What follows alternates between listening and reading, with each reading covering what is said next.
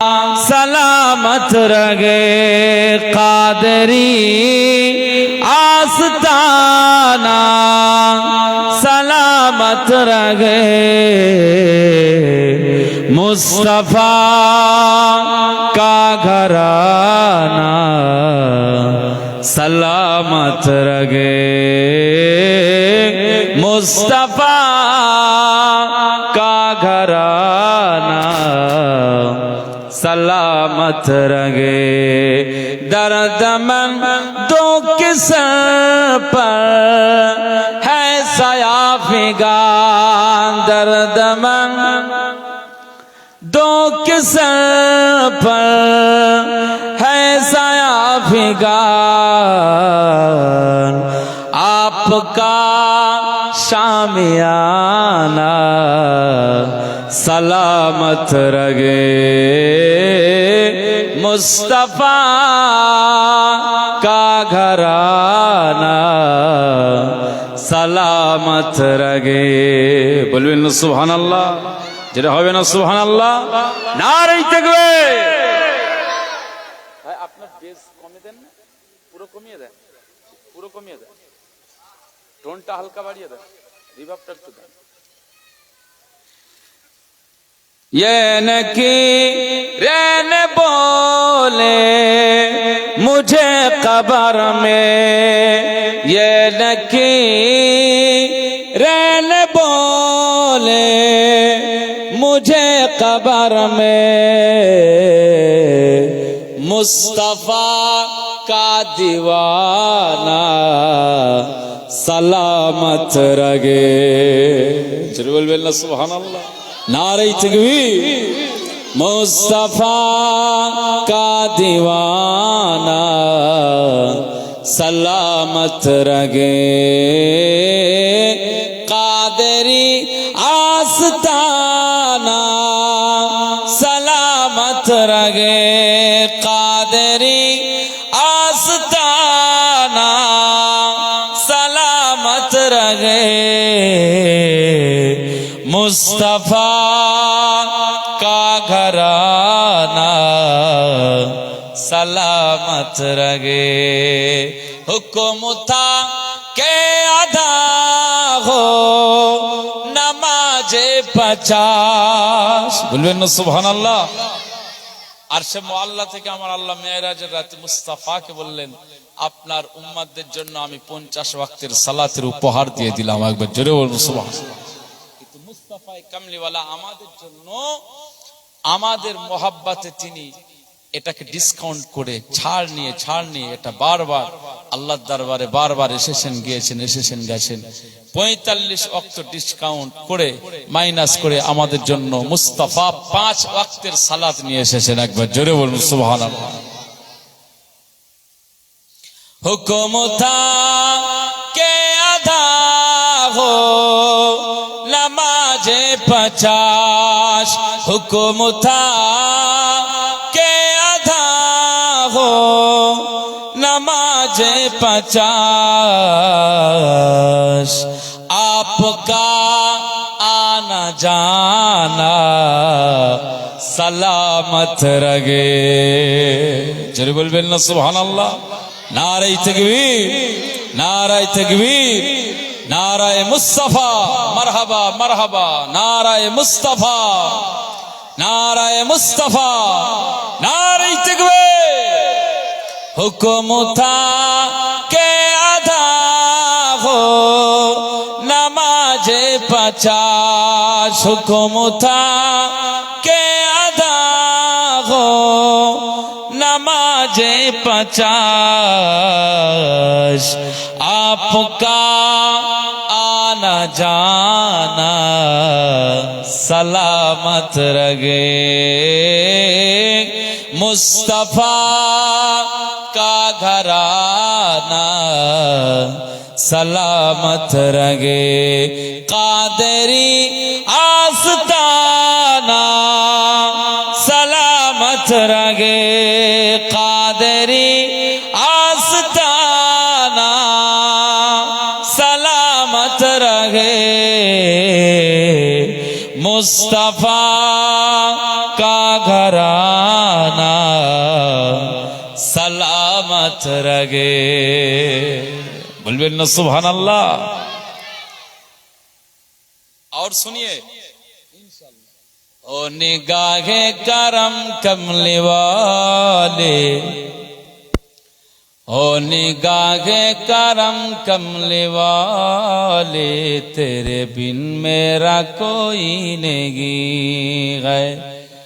अब तो मुझको मदीने बुला लो, अब तो मुझको मदीने बुला लो, जिंदगी का भरोसा नहीं है।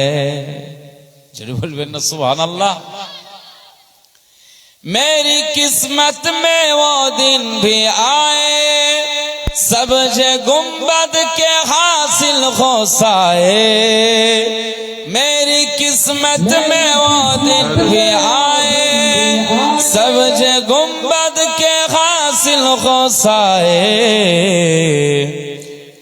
मेरी इश्क सिवा मेरे आका, मेरी इश्क सिवा मेरी आका, और कोई तमन्ना नहीं है। जरे बोलबेन ना सुभान अल्लाह। हो निगाहे करम कमली वाले, हो निगाहे करम कमले वाले, तेरे बिन मेरा कोई नहीं है। अब तो मुझको मदीने बुला लो, अब तो मुझको मदीने बुला लो, जिंदगी का भरोसा नहीं है।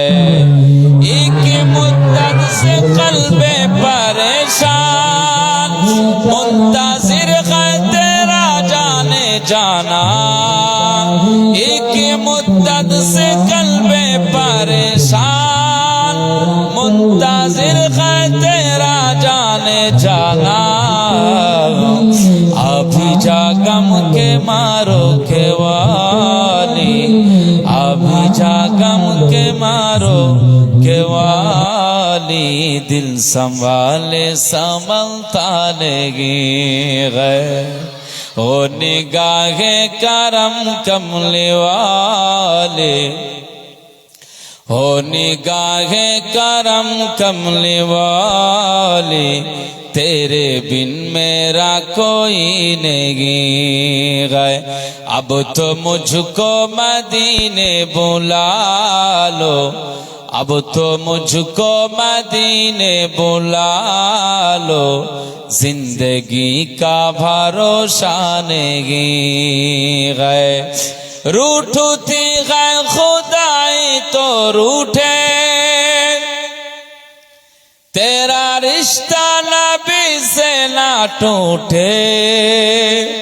रूठती है खुदाई तो रूठे, तेरा रिश्ता नबी से ना टूटे।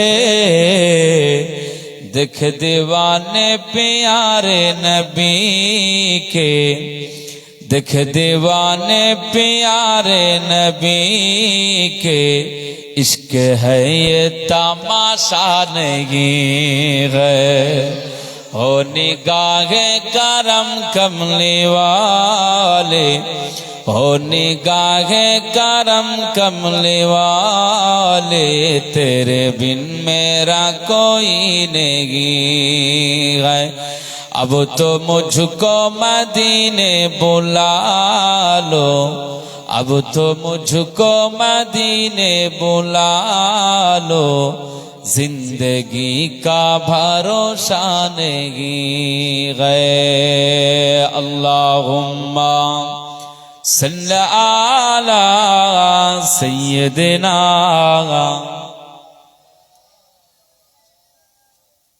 व अला आलि सय्यदिना। সাউন্ড ঠিক আছে? বেশ বেশি রয়েছে, বেসটা কমিয়ে দিতে বলছি, কমিয়ে দেন। বেসটা বড্ড বেশি আছে, একটু কালমা শরীফ লা ইলাহা ইল্লাল্লাহ, লা ইলাহা ইল্লাল্লাহ লা ইলাহা ইল্লাল্লাহ মুহাম্মাদুর রাসূলুল্লাহ আল্লাহুম্মা সাল্লি আলা সাইয়্যিদিনা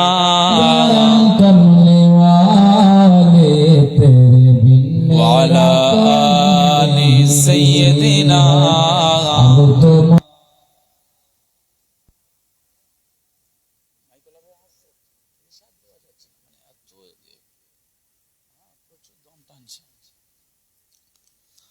قال الله تعالى في كلام المجيد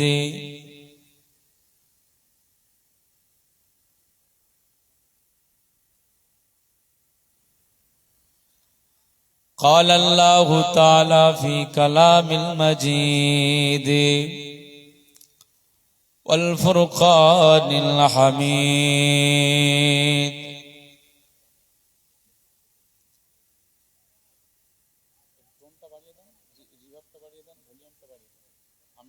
প্রেসার দিতে পারছি না মানে ভলিউমটা বাড়িয়ে দাও ওই বেসটা পুরো কেটে দাও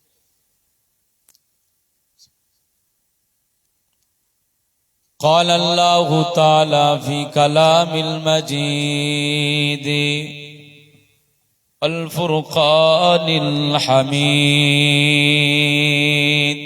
জ্ঞান দিয়েছেন একটু জ্ঞান হালকা দেন একটু দেন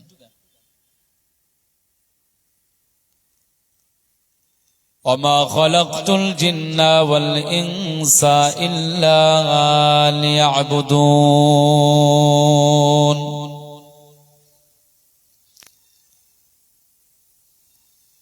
وقال الله تعالى في آية أخرى এখন এটা কি বাড়াচ্ছে টোন একটু বাড়িয়ে দাও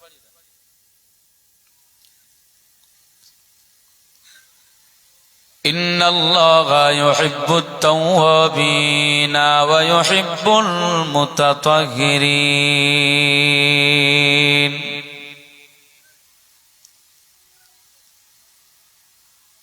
قال رسول الله صلى الله عليه وسلم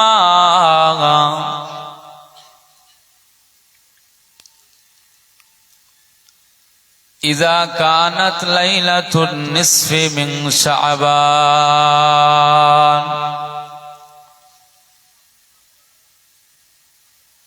فقوموا ليلها وصوموا نهارها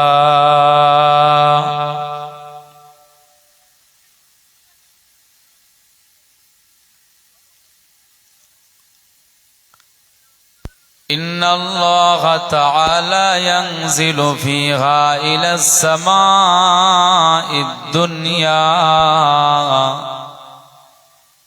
فيقول ألا من مستغفر فأغفر له ألا من مسترزق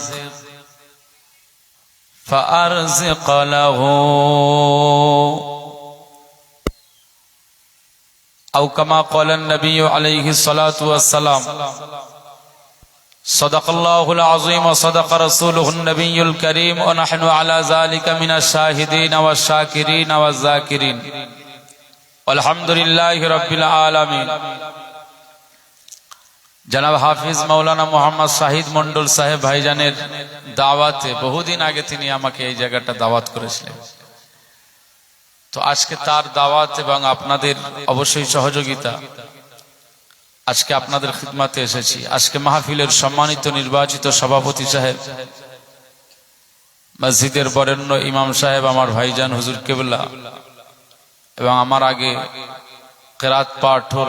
কিরাত পাঠ করছিলেন হাফিজে কোরআন আজকে মাহফিলের আমন্ত্রিত উলামা হযরত বিশেষ করে দরবারে ফুরফুরা শরীফ থেকে আগত আওলাদে মুজাদ্দিদুজ জামান পীরজাদা আলহাজ হযরত মাওলানা মোহাম্মদ খুবাইব সিদ্দিকী ভাইজান হুজুর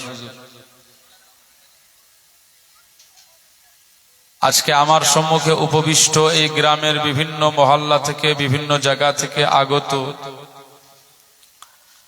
সম্মানিত শ্রদ্ধাশীল পিতৃতুল্য চাচাজিরা, সমবয়স্ক যুবক ভাইরা, স্নেহভাজন মায়ের কলিজার টুকরা ছোট্ট ছোট্ট সন্তানেরা, পর্দার আড়ালে বসে থাকা ধার্মিকা মা এবং বোনেরা, আল্লাহ পাকের দরবারে শুকরিয়া যে মহান আল্লাহ পাক আমাদের সবাইকে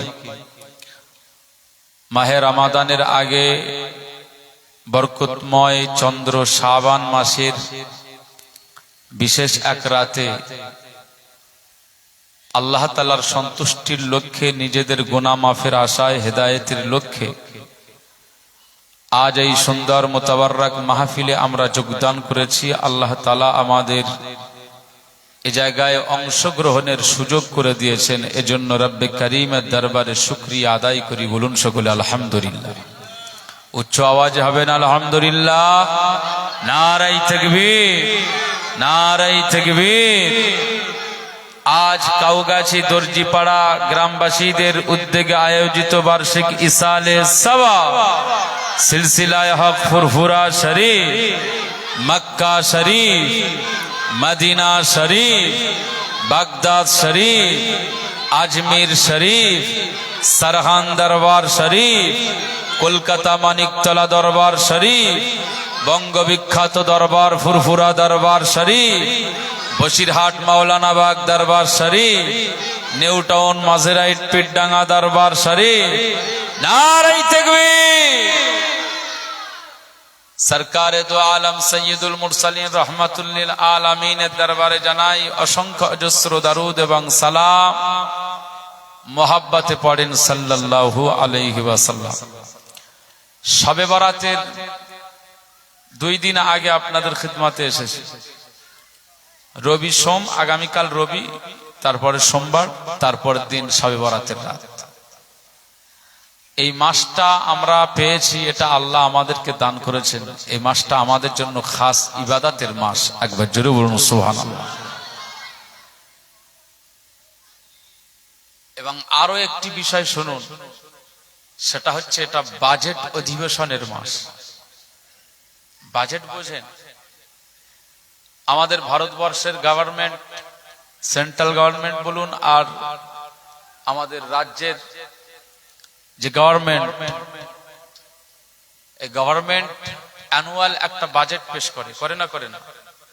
মোবাইলের দাম বাড়ছে কমছে, সোনার দাম বাড়বে কমবে, যদি ওটা শেয়ার বাজারের অপশন, তারপরেও গাড়ির দাম, ইলেকট্রিক পার্টসের দাম বাড়া কমা, এগুলো বাজেট পেশ হয় না, হয় না বলে? বাজেট অধিবেশন করা,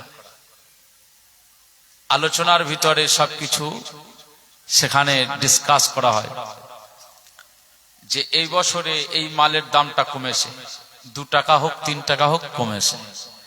এই বছরে এই মালের দামটা বাড়তে চলেছে, বাড়বে, 5 টাকা করে বেড়ে গেছে। এই পেট্রোল ডিজেলের দাম বাড়ার আগে বাজেট হয় না, হয় না বলে? আমাদের ক্ষেত্রে মনে রাখতে হবে, এটা শুধু দুনিয়াবি ক্ষেত্রে নয়, এটা আমার আল্লাহর দেখিয়ে দেওয়া পথ। হিসাব নিকাশের ব্যবস্থা আমার আল্লাহ করেছে। যারা ব্যবসায়ী ভাইরা বসে আছেন, সম্মানিত চাচাজিরা যারা আছেন, প্রতি বছরে দোকানে কম বেশি ব্যবসায়ী ভাইরা হালখাতা করে না, করে না? অসংখ্য কাস্টমার সেখানে খরিদ্দার হিসাবে তার দোকানে ক্রেতা হিসাবে যায়, লেনদেন করে, কেনাকাটা করে, নগদে মাল কেনে। এর মাঝখানে মাঝখানে মাঝে মধ্যে একটু ধারে মাল কিনে বাড়ি আনে না, আনে না? এই জন্য হালখাতার চিঠি যায় 1650 টাকা, 3500 টাকা, 4500 টাকা, এভাবে হালখাতার চিঠি আমাদের ঘরে আসে না, আসে না বলে? মানে বার্ষিক একটা বাজেট তৈরি হয়, প্রত্যেকেই এটা তৈরি করে।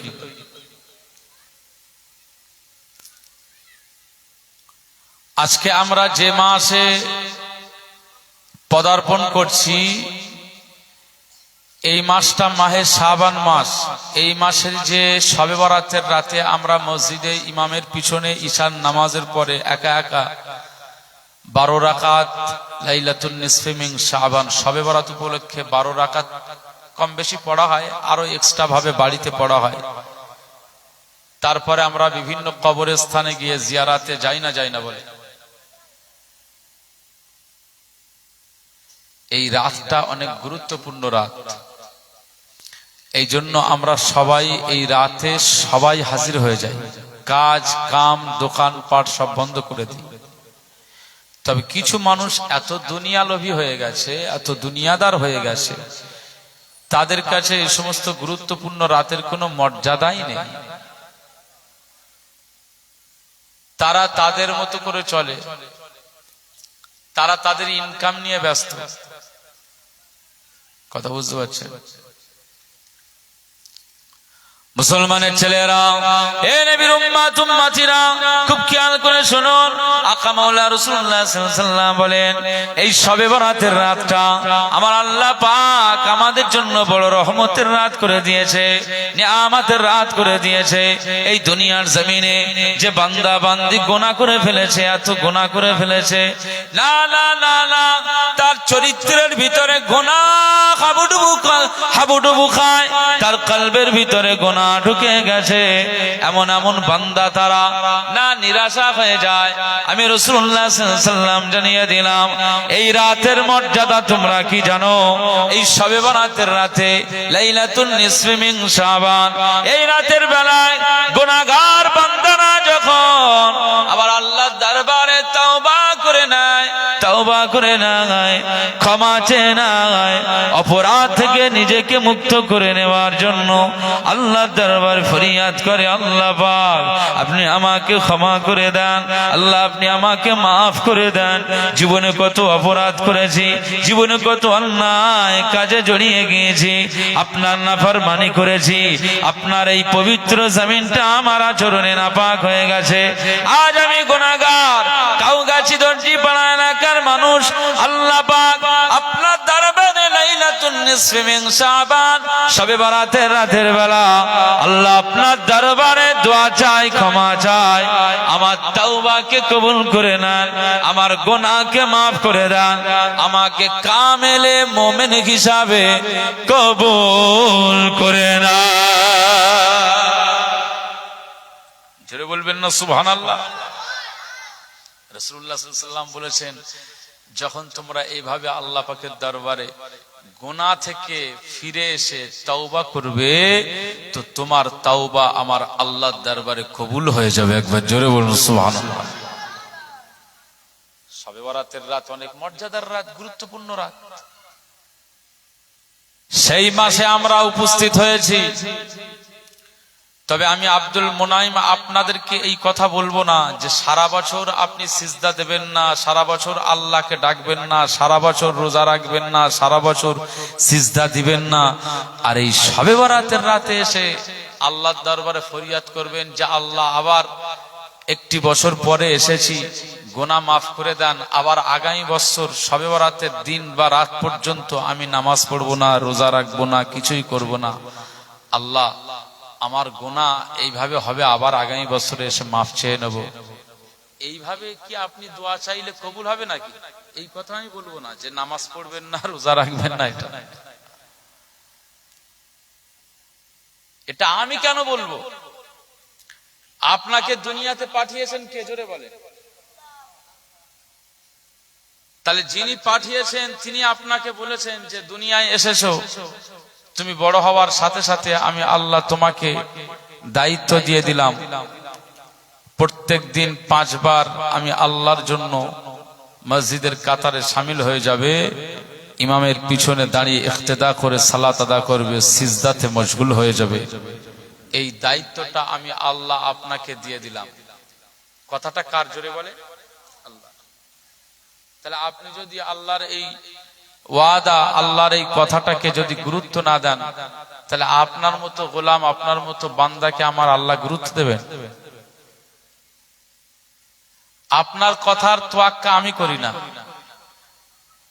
আর আমার কথা তোয়াক্কা আপনি করবেন, এটা মেনে নেওয়া যায়? আল্লাহর হুকুমকে আমরা পালন করি না, আল্লাহ তাআলার বিধানকে আমরা মান্যতা দিই না। আল্লাহ তাআলা আমাদেরকে যেটা ফরমান জারি করেছেন, নির্দেশ দিয়েছেন, আদেশ করেছেন, সেই আদেশের কোনো তোয়াক্কাই করি না, বরং নিজের ইচ্ছে মতো দুনিয়াতে আমরা যারা চলাফেরা করি, মনে রাখতে হবে আমাদেরকে আমার আল্লাহ মূল্যায়ন করবেন নাকি? আমার আল্লাহ কি আমাদেরকে একেবারে আদরে কাছে টেনে নেবেন নাকি? কোন আবদার আল্লাহর দরবারে চলবে না যদি আপনি আল্লাহর হুকুম না মানেন। হ্যাঁ, আপনি আল্লাহর হুকুম মানতে মানতে এর ভিতরে কিছু ত্রুটি গুনাহ হয়ে যাচ্ছে, এরপরে আপনি আবদার করে আল্লাহকে বলছেন, আল্লাহ আমার ত্রুটি হয়ে গেল, আপনি ক্ষমা করে দেন, মাফ করে দেন, আমার অপরাধকে আল্লাহ আপনি মাফ করে দেন। এইভাবে আপনি বললেন, আমার আল্লাহ আপনার ক্ষমা করে দেবে। একবার জোরে বলুন সুবহানাল্লাহ। কিন্তু সারা জীবনটা বিন্দাস উড়ে উড়ে বেড়াচ্ছে, ঘুরে ঘুরে বেড়াচ্ছে। আপনার সাথে অন্যান্য ধর্মের মানুষদের সাথে ডিফারেন্স কি থাকলো বলেন? পার্থক্য কি? তারা সারাদিন ব্যবসা করে, আপনিও ব্যবসা করেন। তারা সারাদিন ভ্যান চালায়, আপনিও ভ্যান চালান। তারা সারাদিন সবজির কারবার করে, আপনিও সবজির কারবার করেন। তারা সারাদিনে অফিসে যায়, অফিসের ডিউটি পালন করে, আপনিও অফিসে যান, আপনিও অফিসের ডিউটি পালন করেন। তারা কোম্পানির জব করে, আপনিও কোম্পানির জব করেন। তারা যে প্রফেশনে থাকে, আপনিও সেই প্রফেশনে থাকেন। তারা আল্লাহর জন্য সিজদা দেয় না, আপনিও আল্লাহর জন্য সিজদা দেন না। ডিফারেন্স কোথায়? তারা সারাদিনে পেশাব পায়খানা যতবার লাগে ততবার যায়, আপনার যতবার পেশাব পায়খানা লাগে ততবার আপনি পেশাব পায়খানা যান।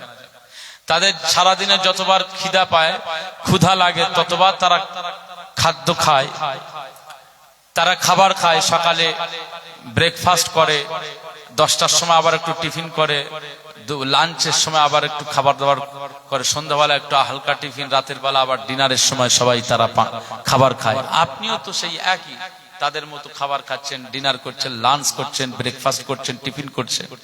তাহলে পার্থক্য কোন জায়গায়? তারা আরাম করছে, ঘুমাচ্ছে, আপনিও ঘুমাচ্ছেন। তাদের আব্বা মা মারা গেলে তারা কাঁদে, আপনার আব্বা মা মারা গেলে আপনিও কাঁদেন। তাদের ঘরের বিবি মারা গেলে তারা কাঁদে, আপনার ঘরের বিবি মারা গেলে আপনিও কাঁদেন। তাদের সন্তান মারা গেলে কাঁদে, আপনার সন্তান মারা গেলে কাঁদে। তো মানুষ হিসাবে আমরা তো সবাই একই। ডিফারেন্স কোথায়? পার্থক্য আমাদের আসে না নেই? জোরে বল। মুসলমানের ছেলেরা খুব খেয়াল করে শুনুন, এই দুনিয়াতে অন্যান্য ধর্মের সাথে আমাদের পার্থক্য হলো, বহু ধর্মের মানুষ রয়েছে যারা আগুনকে পূজা করে, আগুনের উপাসনা করে। না না, তাদেরকে মাজুসি বলা হয়। খ্রিস্টান যারা, তারা যিশু খ্রিস্টকে নিয়ে তারা ইবাদত বন্দেগী করে, তাদের কাছে মাথা নত করে। গাছকে পূজা করে, গাছের কাছে মাথা নত করে। না, আমরা সূর্যের কাছে মাথা নত করি না, চন্দ্রের কাছে মাথা নত করি না, গাছের কাছে মাথা নত করি না, আগুনের কাছে মাথা নত করি না। আমাদের সাথে তাদের ডিফারেন্স হলো, না না, আমার আল্লাহ আকার নিরাকার থেকে মুক্ত, আমার আল্লাহকে আমরা চোখে দেখি নাই। সেই রব্বে কারিমের জন্য আমরা, যিনি আমাদেরকে পাঠালেন, যিনি আমাদেরকে বানালেন, যিনি দুনিয়াতে আমাদেরকে পয়দা করলেন, সেই রব্বে কারিমের জন্য আমরা প্রত্যেক দিনে 5 বার করে কপালটা নত করে দিয়ে বলি, সুবহানা রাব্বিয়াল আলা, সুবহানা রাব্বিয়াল আলা, সুবহানা রাব্বিয়াল আলা। আকা মাওলা রাসূলুল্লাহ সাল্লাল্লাহু আলাইহি ওয়াসাল্লাম বলেন, বাইনাল আবদি ওয়া বাইনাল কুফরি তারকুস সালাহ। আর দুনিয়ার জমিনে কুফরির সাথে আর মুসলমানদের সাথে ডিফারেন্স হলো সালাত, নামাজ। এই নামাজ যে আদা করে, আমার আল্লাহ তাকে মুমিন বলে কবুল করে না। জোরে বলবেন না সুবহানাল্লাহ। আম্মা জান আয়েশা সিদ্দিকা রাদিয়াল্লাহু তাআলা আনহা বলেন, এই শবে বরাতের রাতে রাসূলুল্লাহ সাল্লাল্লাহু আলাইহি ওয়াসাল্লাম এত দীর্ঘ সময় ধরে সিজদাতে মাথা নত করে রয়েছেন। এত লম্বা সিজদা রাসূলুল্লাহ সাল্লাল্লাহু আলাইহি ওয়াসাল্লাম এত লম্বা সিজদা দিচ্ছেন। আম্মা জান আয়েশা সিদ্দিকা রাদিয়াল্লাহু তাআলা আনহা বলছেন যে আমি একটু আশঙ্কা বোধ করছি যে আমার মনে একটা ভয় ঢুকে গেছে যে আমার নূর নবীজির ইন্তেকাল হয়ে গেল নাকি। সিজদা অবস্থায় আকা মাওলা রাসূলুল্লাহ সাল্লাল্লাহু আলাইহি ওয়াসাল্লাম মুস্তাফা কামলিওয়ালার কি ইন্তেকাল হয়ে গেল? সিজদা থেকে মাথা উঠাচ্ছে না। আম্মা জান আয়েশা সিদ্দিকা রাদিয়াল্লাহু তাআলা আনহা তিনি বলেন যে আমি আমার নূর নবীজি সিজদাতে মশগুল, আমি এসে তার কদম মোবারকে একটু হাত দিয়ে স্পর্শ করে দেখছি যে স্পন্দন ঠিক আছে কিনা, নবীজির হায়াত আছে কিনা। আমি একটু ট্রাই করে দেখছিলাম, দেখে যখন কদমে একটু হাতটা রাখলাম যে দেখলাম না স্পন্দন ঠিক আছে, আকা মাওলা রাসূলুল্লাহ সাল্লাল্লাহু আলাইহি ওয়াসাল্লাম জিন্দা আছেন। কিন্তু মনে রাখতে হবে আম্মা জান আয়েশা সিদ্দিকা রাদিয়াল্লাহু তাআলা আনহা বলেন আমার নূর নবীজি আমার প্রাণের স্বামী দিন ও দুনিয়ার বাদশা হাবিবুল্লাহ নবী জনাবে মুহাম্মদ রাসূলুল্লাহ সাল্লাল্লাহু আলাইহি ওয়াসাল্লাম এত লম্বা সিজদায় পড়ে আছেন, আমি বুঝতেই পারি না যে তিনি জিন্দা আছেন। আমার ভয় হয়ে গেছে যে তিনি হয়তো ইন্তেকাল বরণ করেছেন। এই জন্য আমি হাত দিয়ে দেখলাম নূর নবীজি নামাজ থেকে ফারেগ হয়ে আমি আয়েশা সিদ্দিকা রাদিয়াল্লাহু আনহাকে লক্ষ্য করে বলেন, এই বিবি আয়েশা সিদ্দিকা, কি ব্যাপার? তুমি আমার আঙ্গুল টিপে দেখছো, তুমি আমার কদমে হাত দিয়ে স্পর্শ করে দেখছো, কি ব্যাপার? টাচ করে দেখছো? মুসলমানের ছেলেরা, এই নবীর উম্মত উম্মতিরা, খুব খেয়াল করে শুনুন। আম্মা জান আয়েশা সিদ্দিকা রাদিয়াল্লাহু তাআলা আনহা বলেন, ইয়া রাসূলুল্লাহ, ইয়া হাবিবাল্লাহ, হুজুর আজকে আপনি যে সিজদায় পড়ে আছেন, এত লম্বা সিজদায় পড়ে আছেন, আমি আয়েশা সিদ্দিকা রাদিয়াল্লাহু তাআলা আনহা আমার আশঙ্কা তৈরি হয়ে গেল, আমার ভয় ঢুকে গেল, আপনার মওত হয়ে গেছে কিনা, আপনার ইন্তেকাল হয়ে গেছে কিনা। এই জন্য আমি আপনার গায়ে টাচ করে দেখছিলাম আপনি হায়াতে আছেন কিনা। এত লম্বা সিজদা কোনোদিন চোখে দেখে নাই। আম্মা জান আয়েশা সিদ্দিকা রাদিয়াল্লাহু তাআলা আনহা বলেন, ইয়া রাসূলুল্লাহ, ইয়া হাবিবাল্লাহ, এত লম্বা সিজদা আজকে কেন দিচ্ছেন? এজন্য আমি আশঙ্কা করছিলাম যে আপনার প্রাণ মনে হয় নাই, রূহ মনে হয় নাই, আপনার ইন্তেকাল হয়ে গেছে।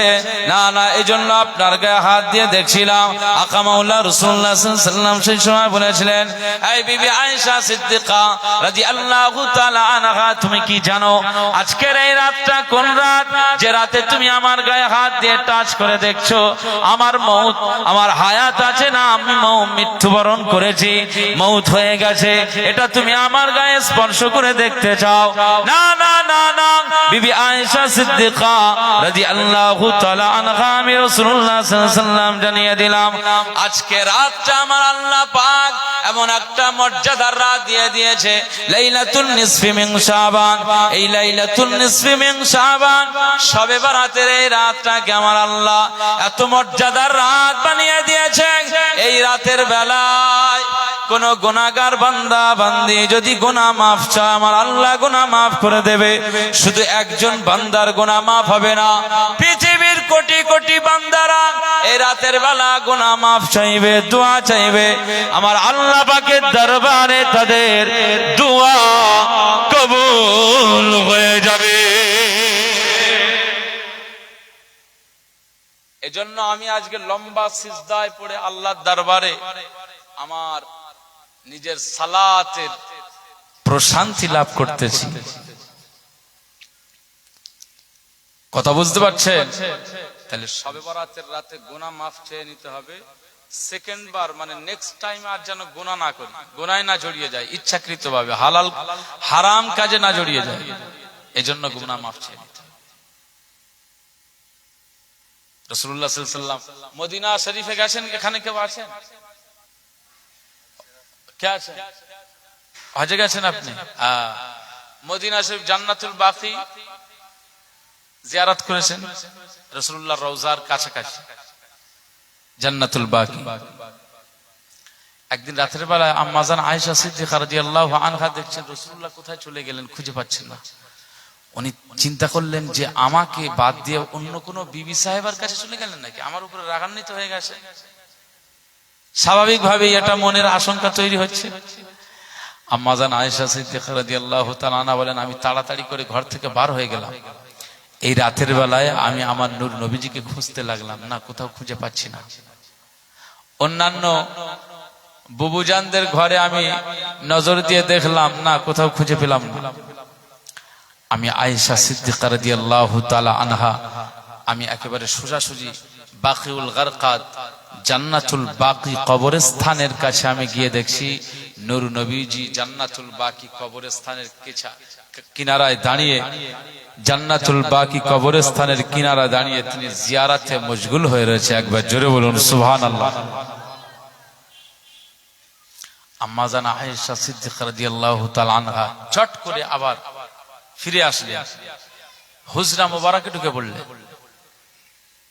চট করে ফিরে আসলেন, হুজরা মুবারকে ঢুকে পড়লেন। রাসূলুল্লাহ সাল্লাল্লাহু আলাইহি ওয়াসাল্লাম তারপরে আবার চলে এসেছেন। এসে দেখছেন আম্মা জান আয়েশা সিদ্দিকা রাদিয়াল্লাহু তাআলা আনহার শ্বাস প্রশ্বাস বড্ড বেশি আসা যাওয়া হচ্ছে।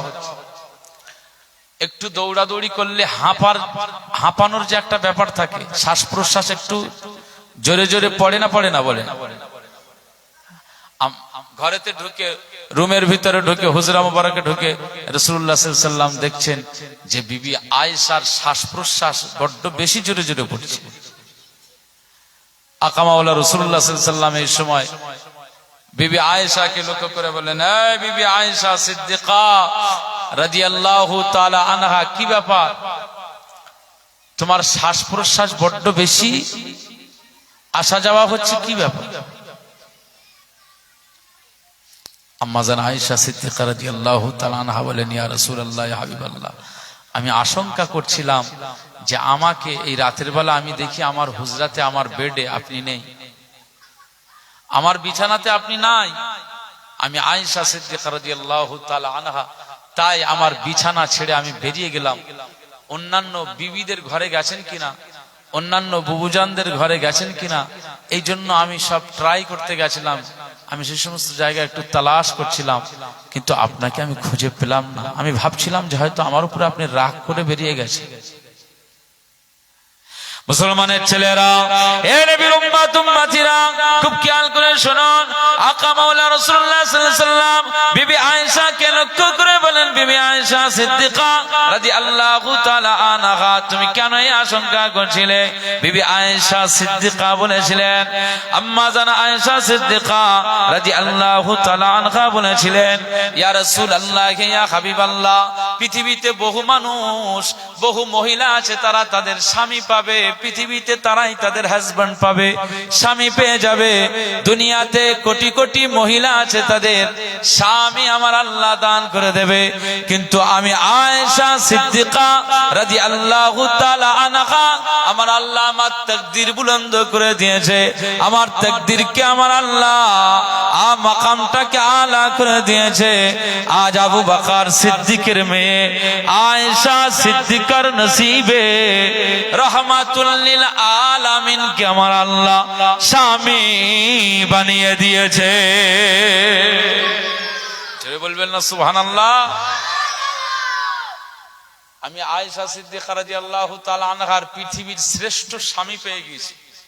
সব সময় আমার কাছে, আমার পাশে থাকবে, এটা আমার তামান্না। আমার উপরে আপনি রাগ করলে আমার মনটা খারাপ হয়ে যায়, আমার উপরে একটু নারাজ হয়ে গেলে আমার মনটা খারাপ হয়ে যায়। স্বাভাবিক ঘরের প্রতিটি স্ত্রী যাদের আসে বলেন, সেই সমস্ত স্ত্রীদের উপরে আমরা স্বামীরা মাঝে মধ্যে একটু মেজাজ দিই, কোনো কারণে বা কোনো কাজের ত্রুটি হলে মাঝে মধ্যে একটু বকাবকি করি। আমাদের বিবিরা স্বামীকে সবচাইতে বেশি ভালোবাসে, এই জন্য স্বামীর বকায় বেশি মনটা খারাপ করে। কথা বলেন ঠিক কিনা? স্বামী যত বেশি তাকে ভালো বলবে, যত বেশি তাকে আদর করবে, তত সেই বিবি তার স্বামীর উপরে খুশি হবে। এটা দুনিয়ার সিস্টেম। মুসলমানের ছেলেরা, হে নবীর উম্মত উম্মতিরা, খুব খেয়াল করে শুনুন। আম্মা জান আয়েশা সিদ্দিকা রাদিয়াল্লাহু তাআলা আনহা বলেন, এই পৃথিবীতে আমি আয়েশা সিদ্দিকা রাদিয়াল্লাহু তাআলা আনহার জন্য আমার আল্লাহ পাক রাহমাতুল লিল আলামিন, সাকিয়ে কাউসার, শাফিয়ে মাহশার, সাইয়্যিদুল মুরসালিন, সাইয়্যিদুল সাকালাইন, আফতাবে নবুওয়াত, ফখরে মওজুদাত, ইমামুল মুরসালিন, হাবিব নবীকে আমার আল্লাহ পাক আমি আয়েশা সিদ্দিকার জন্য আমার আল্লাহ পাক আজ স্বামী হিসাবে আমার আল্লাহ দান করে দিয়েছে। মুসলমানের ছেলেরা, এ নবীর উম্মত উম্মতিরা, খুব খেয়াল করে শুনুন। আম্মা জান আয়েশা সিদ্দিকা রাদিয়াল্লাহু তাআলা আনহা বলেন, আমার পাশে পাশেই থাকলে আমি খুশি হই, আমার কাছে কাছে থাকলে আমি খুশি হই, আমার কাছে থেকে বেরিয়ে গেলে আমার ঘরটা ফাঁকা ফাঁকা লাগে, শূন্যতা দেখা দেয়। এজন্য আমি আপনার খোঁজ করছিলাম, আপনার তালাশ করছিলাম। আমি ভাবছিলাম আমার উপরে আপনি রাগান্বিত হয়ে গেছেন, আমার উপরে একটু কষ্ট পেয়ে গেছেন, আমার উপরে আপনি নারাজি হয়ে গেছেন। এজন্য আমি আয়েশা সিদ্দিকা রাদিয়াল্লাহু তাআলা আনহা আপনাকে পাওয়ার জন্য আমি ঘর ছেড়ে বেরিয়ে গেলাম, হুজরা ছেড়ে বেরিয়ে গেলাম, অন্যান্য বুবু জানদের ঘরে তালাশ করলাম, না না কোন রুমে পেলাম না, কোন জায়গাতে পেলাম না। আমি আয়েশা সিদ্দিকা রাদিয়াল্লাহু তাআলা আনহা তাই আমি একটু জান্নাতুল বাকি কবরস্থানের কাছে গিয়ে দেখলাম, না না আপনি জান্নাতুল বাকি কবরস্থানে 10,000 সাহাবীরা শুয়ে রয়েছেন, 10,000 সাহাবীরা শুয়ে রয়েছেন। এই জান্নাতুল বাকি কবরস্থানে আপনি রাতের বেলায় জিয়ারাতে মশগুল হয়ে রয়েছে। ইয়া রাসূলুল্লাহ, ইয়া হাবিবাল্লাহ, আমি দেখছি যে আপনি কবর মুবারকের কাছে জান্নাতুল বাকি কবরস্থানের কিনারায় আপনি জিয়ারাতে মশগুল হয়ে রয়েছেন। তো আমি আয়েশা সিদ্দিকা রাদিয়াল্লাহু তাআলা আনহা, আমার ভুলটা ভেঙে গেছে। আমি আয়েশা সিদ্দিকা আপনাকে দেখতে পেয়ে আমি বেরিয়ে আসলাম। আপনি আমাকে দেখলে বাইরে হয়তো একটু বকাবকি করতে পারেন, এজন্য চট করে আমি দ্রুত গতিতে চলে এসেছি। তাই আমার শ্বাস প্রশ্বাসটা এত দ্রুত গতিতে, এত জোরে জোরে পড়ছে, নিঃশ্বাসটা এত জোরে জোরে পড়ছে। রাসূলুল্লাহ সাল্লাল্লাহু আলাইহি ওয়াসাল্লাম বলেন, এই বিবি আয়েশা সিদ্দিকা শোনো, আজকে যে রাতের বেলা জান্নাতুল বাকি কবরস্থানে আমি জিয়ারাত করছিলাম, কেন জানো? তুমি কি জানো? আরবের একটা গোত্র ছিল, যেমন আমাদের একটা বংশের সিস্টেম আছে, খান বংশ আছে না নেই, মোল্লা বংশ আছে না নেই, শেখ বংশ আছে না নেই, শাহাজি বংশ আছে না নেই, পাঠান বংশ আছে না নেই, ইসলাম বংশ আছে না নেই, এভাবে এক একটা বংশ বা গোত্র আসে। তো মক্কাতুল মুকাররমা আপনার আরবের জমিনে একটা বনু কালব গোত্র বলে একটা গোত্র ছিল। তাদের প্রফেশন, তাদের পেশা ছিল, আভিজাত্য ছিল, তারা মেষ দুম্বা ছাগল তারা ব্যবসা বাণিজ্য করত। আর তাদের মতো কারো কোন বংশের কোন গোত্রের এতটা মেষ দুম্বা ছিল না। তাদের লাখ লাখ মেষ দুম্বা তারা চারণ ভূমিতে তারা মেষ চারণা করত, তারা ব্যবসা বাণিজ্য করত। রাসূলুল্লাহ সাল্লাল্লাহু আলাইহি ওয়াসাল্লাম বলছেন, আমি জান্নাতুল বাকি কবরস্থানে আজকে সাহাবীদের কবর মোবারক আমি জিয়ারাতে দাঁড়িয়েছিলাম। আজকে শবে বরাতের রাত, বিবি আয়েশা সিদ্দিকা রাদিয়াল্লাহু তাআলা আনহা আজকে এই রাতে আমি কবর জিয়ারাত করছিলাম, আল্লাহ পাকের দরবারে ফরিয়াদ করছিলাম, মৃত ব্যক্তিদের জন্য মাগফিরাত চাইছিলাম। কারণ আজকে রাতে দোয়া চাইলে আমার আল্লাহ কোটি কোটি বান্দাদের গুনাহ আমার আল্লাহ মাফ করে দেন। ওই বনু কালব গোত্রের যত মেষ দুম্বা ছাগল আছে, ওই মেষ দুম্বা ছাগলের গায়ে পশম আছে, লোম আছে, আছে না নেই বলে? পশম লোম গুনে শেষ করা যাবে একটা ছাগলের গায়ে কতটা লোম আছে। ওইটা যদি হাজার হাজার ছাগল আর মেষ দুম্বা হয়, হাজার হাজার ছাগল আর মেষ দুম্বা যদি হয়, তাহলে সেই মেষ দুম্বা ছাগলের গায়ে লোম বা পশম গুনে শেষ করা যাবে?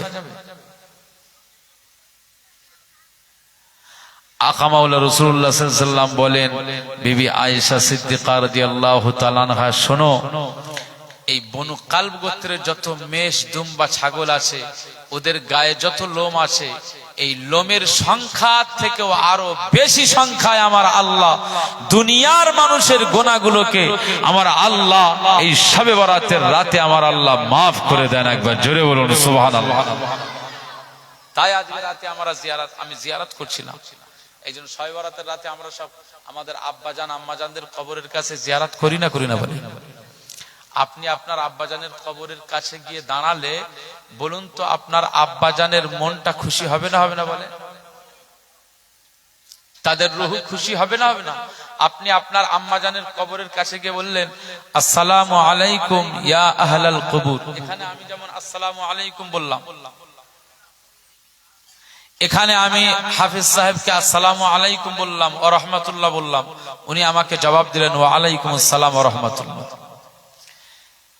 এটা আমাদের একজন মুমিনের সাথে একজন মুসলমানের সাথে সাক্ষাৎ হলে নূর নবীজি আমাদের এই শিক্ষাটা দিলেন যে আসসালামু ক্বাবলাল কালাম, আগে সালাম তারপরে কালাম, আগে সালাম তারপরে বক্তব্য তারপরে আলোচনা। একবার জোরে বলুন সুবহানাল্লাহ। তুমি তোমার গ্রামের কবরস্থানের কাছে যখন পৌঁছে যাবে, তো তুমি তখন তোমার গ্রামের ওই কবরস্থানের মুর্দাদের জন্য তোমার উচিত হচ্ছে তাদেরকে সালাম দেওয়া। আগে সালাম দেবেন, কি সালাম? আসসালামু আলাইকুম ইয়া আহলাল কুবুর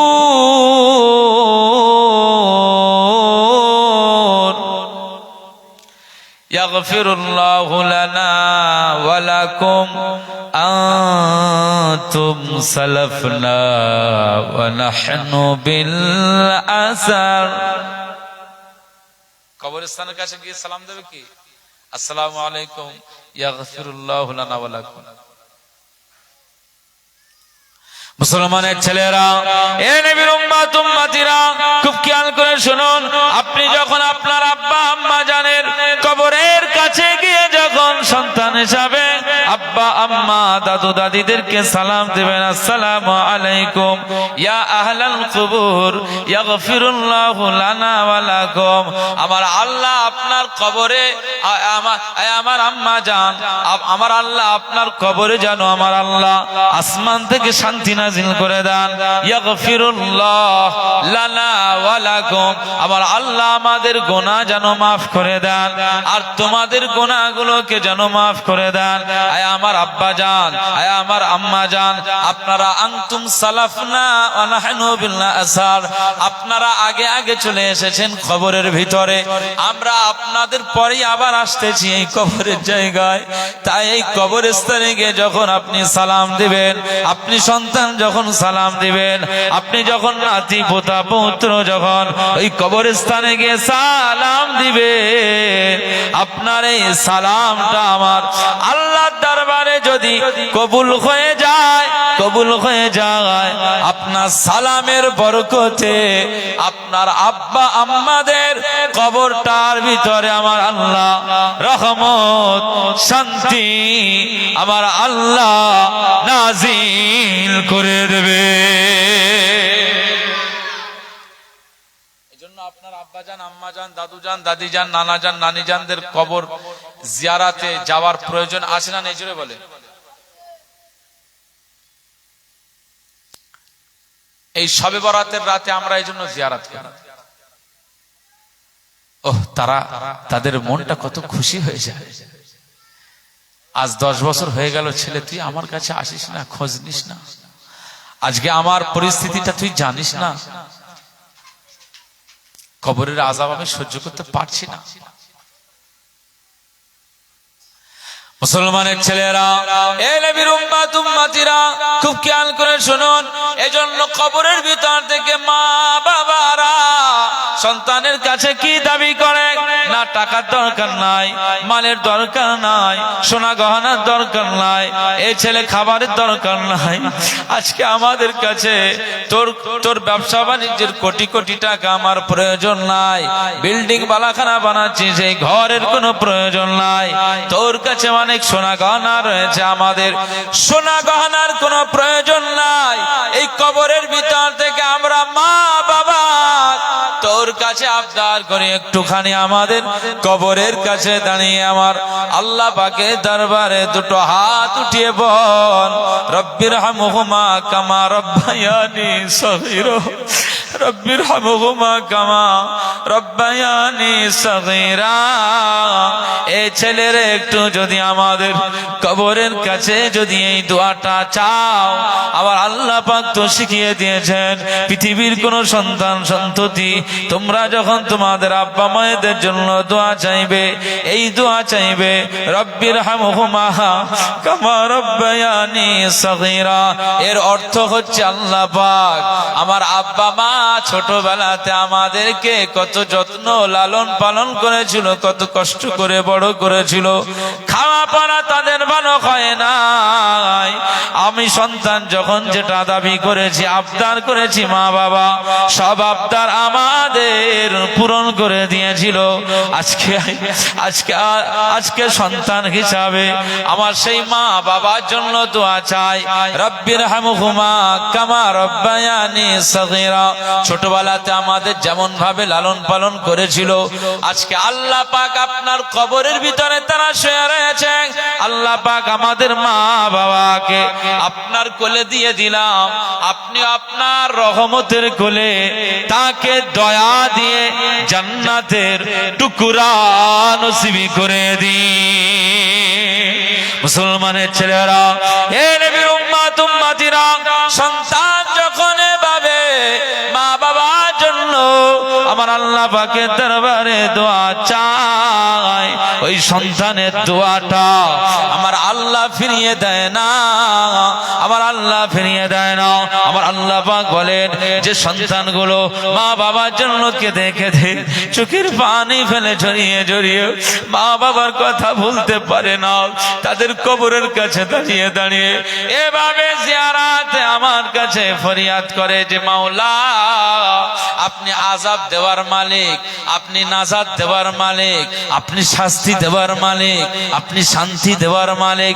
আল্লাহ পাক আমার মা বাবা যদি ভুল করে যায়, আমি সন্তান মা বাবার হয়ে সওয়াল করি, মাফ করে দেন, ক্ষমা করে দেন, মাফ করে দেন, ক্ষমা করে দেন। আজ আমি এই সন্তান দোয়া চাই, আমার মা বাবা আজকে যদি অপরাধ করে যায়, আমি এই সন্তান দোয়া চাই আপনি তাদের অপরাধকে ক্ষমা করে দেন, মাফ করে দেন, কারণ আপনার নাম রহমান, আপনার নাম রহিম। আজকে আমার মা বাবা এমন জেলখানায় পড়ে গেছে, ওখান থেকে আর গুনাহ মাফের জন্য ভুলতে পারবে না। আজকে তারা এমন জায়গায় পড়ে রয়েছে, সেখান থেকে ক্ষমা চাইতে পারবে না। দুনিয়ায় আজ আমি হায়াতে রয়েছি, একদিন আমিও মারা যাব, সেদিনও কিন্তু আমি আর আমার মা বাবার জন্য দোয়া চাইতে পারবো না, মাফ চাইতে পারবো না। তাই জিন্দা রয়েছে, হায়াতে রয়েছে, এই অবস্থায় আল্লাহ আপনার দরবারে আমার মা বাবার জন্য গুনাহ মাফ চাই, মাফ করে দেন, ক্ষমা করে দেন, মাফ করে দেন, ক্ষমা করে দেন। সন্তান যখন এভাবে আমার মাওলার কাছে, রব্বে কারিমের কাছে এভাবে গুনাহ মাফ চায়, আমার আল্লাহ পাক বলেন আমার রহমতের দরিয়ায় জোশ মেরে যায়। বাট এই সন্তান, এই বাপের বেটা শোনো, আমি আল্লাহ পাক জানিয়ে দিলাম তুমি যেভাবে তোমার মা বাবাকে ভালোবাসো আর যেভাবে আমার কাছে দোয়া চাও, আমি আল্লাহ পাক আজকে দিনে তোমার দোয়াটা ফিরিয়ে দিতে পারলাম না। আজকে দিনে সন্তান তোমার দোয়াটা আমার আরশে মুআল্লায় কবুল হয়ে গিয়েছে। জোরে বলবেন না সুবহানাল্লাহ। তাহলে আপনার গর্ভধারিণী মায়ের জন্য জিয়ারাত আপনার করতে হবে না, হবে না? তারা কষ্টের মধ্যে রয়েছে, আপনি একটু তাদের কবরের কিনারায় গিয়ে যখন দাঁড়াবেন, তাদের রুহটা খুশি হয়ে যাবে, মনটা খুশি হয়ে যাবে।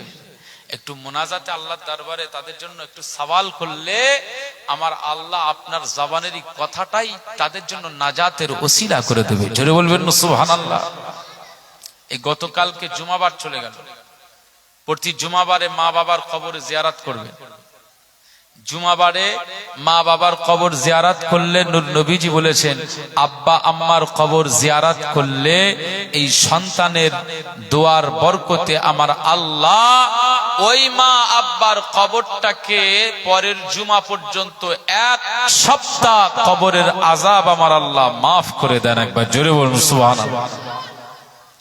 আমাদের আফসোস, আমরা কবরের পাঁচিলের উপরে লেখা আছে পবিত্রতা বজায় করুন, কবরস্থান সাবধান, কবরস্থান, এভাবে আমরা মুসলমানরা লিখে রাখি। অন্য কওমের ভাইরা কবরস্থানটাকে সম্মান করে, কিন্তু আমরা কবরস্থানের পাঁচিলে বসে পাবজি ফ্রি ফায়ার খেলি। আছে না নেই? জোরে বলি। আমরা আমাদের কবরস্থানের পাঁচিলে বসে পাবজি ফ্রি ফায়ার এই সমস্ত খেলাধুলো করি না বলে আফসোস। কবরস্থানের মানুষদের চিন্তা করেন, এই শবে বরাতের রাতে মা আব্বার কবর জিয়ারাত হবে, তাদের মনটা কত খুশি হয়ে যাবে।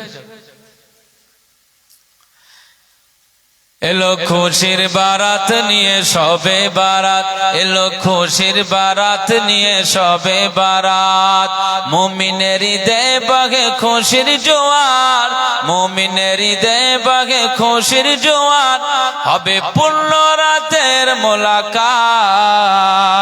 বলবেন না সুবহানাল্লাহ।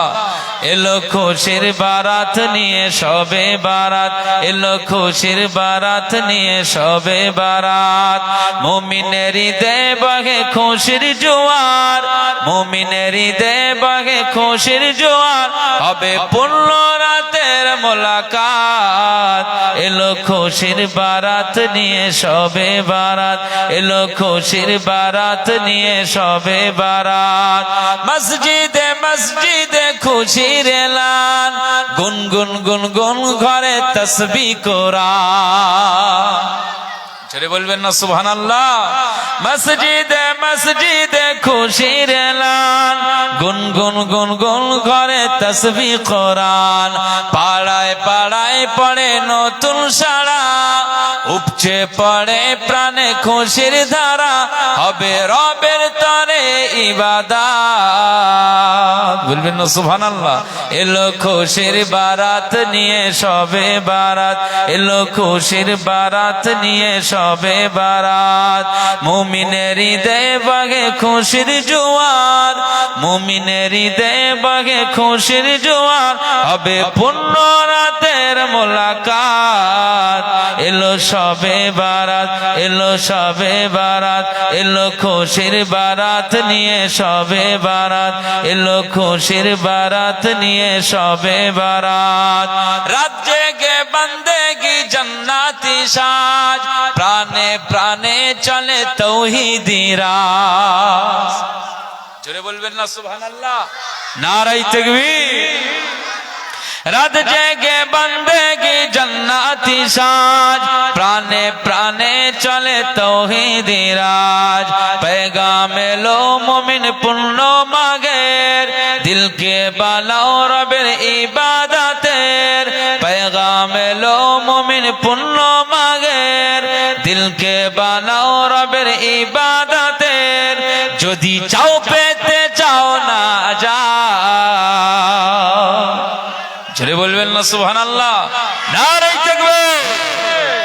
पैगाम लो मोमिन पुन्नो मागेर, दिल के बानाओ रबेर इबादते, जदि चाओ पेते चाओ ना जात। एलो खुशिर बारात निये शबे बारात, एलो खुशिर बारात निये शबे बारात, मुमिनेर हृदये बगे खुशिर जोयार, मुमिनेर हृदये बगे खुशिर जोयार, हबे पूर्ण रातेर मुलाकात। एलो खुशिर बारात निये शबे बारात, एलो खुशिर बारात निये शबे बारात। अल्लाहुम्मा सल्ले अला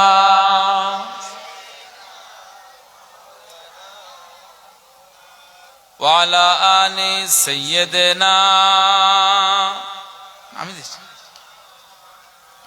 আমার দিনদার ইমানদার ভাইরা, নেককার আল্লাহওয়ালা বাবাজিরা, আমার মুরব্বী চাচাজিরা, সম্মানিতা মা এবং বোনেরা, আল্লাহকে ভয় করুন, আল্লাহকে মোহাব্বত করুন। দুনিয়ার জমিনে কিছুদিনের জন্য এসেছি, একদিন আমাদের সবাইকে কবরের ডাক চলে আসবে। সেই দিন কিন্তু আর এই সুযোগ পাবেন না। এখন সুযোগ আছে, আমার আল্লাহর জন্য ফানা হয়ে যান, আল্লাহর দিওয়ানায় মশগুল হয়ে যান। কিসের দুনিয়া?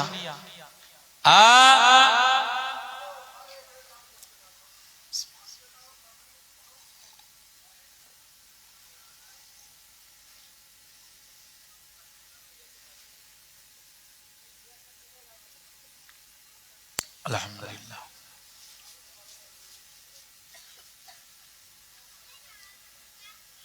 এই সমাজ ব্যবস্থার উপরে আমরা যারা মুসলমান নামধারী,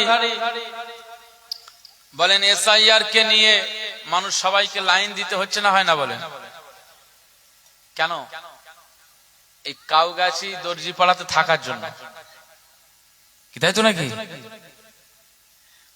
বাঙালি বা পশ্চিমবঙ্গের আপনি মানুষ হিসাবে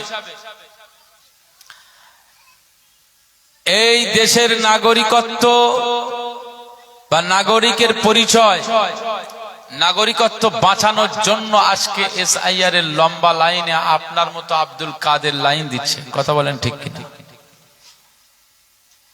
কোলে বাচ্চা দুধ পান করে, এরকম মা তার ছোট্ট বাচ্চাকে নিয়ে 3 ঘন্টা 3.5 ঘন্টা এসআইআর স্পেশাল ইন্টেনসিভ রিভিশনে লাইন দিচ্ছে না, দেয় না? বলে কেন?